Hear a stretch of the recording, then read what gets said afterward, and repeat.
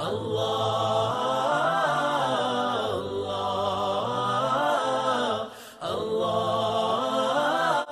alaikum, dear respected viewers. I hope everyone is well. Welcome to Studying the Quran by Essence of Iman, Part 1.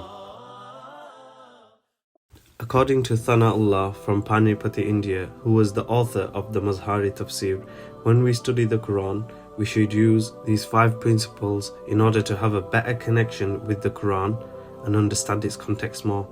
And I'm going to go over these 5 principles in this video, inshallah.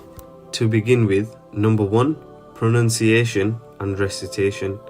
When we recite the Quran, we should recite using correct tajweed. One may ask, what is tajweed? Tajweed means the rules governing the way in which the words and letters of the Quran should be pronounced when recited. So what that practically looks like is, because the Quran is the book of Allah, saying a letter wrong could mean a total different meaning. Therefore, we have to understand the rules of tajweed and understand what is right when we recite, and also understand the signs of the Quran, because this is a book of practicality. There's so many injunctions, and also there's verses of prostration. We need to learn when we need to prostrate as well. Secondly, having proper etiquettes when we recite. Inshallah, I'll do another video of proper etiquettes in this series. Number 2, literal translation. Now, when we study the Quran, we should always translate the text into our own language, and there are many translations out there for you to read. A note we have to make here, and a very important note, is that the Quran is linguistically and grammatically correct.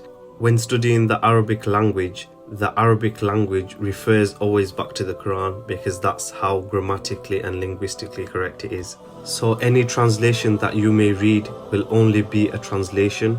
It will not be the Quran. And every single translation that you will read will always claim that the Quran is precise. And this is just the translation. Number 3, context and background.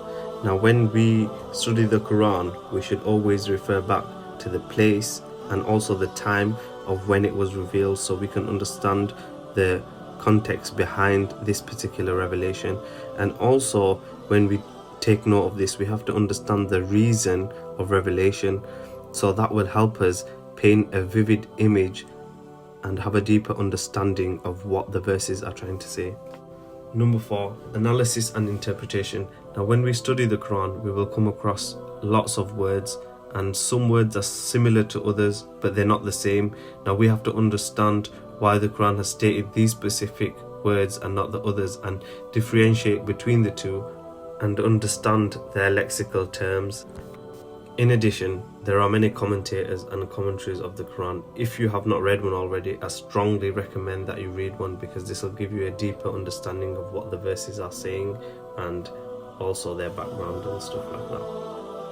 Last but not least, number 5, derived lessons. Now, when we study the Quran, we have to also take in that what did the Prophet ﷺ take from this lesson, and his companions radiallahu anhum ajma'in.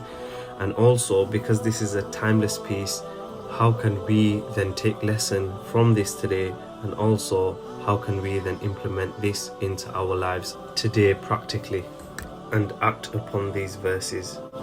Here's a list of the 5 principles that we studied today.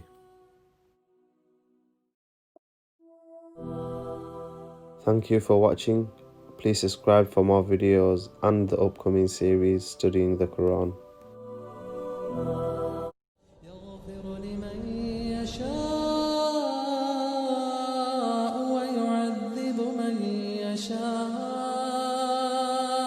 ولله ملك السماوات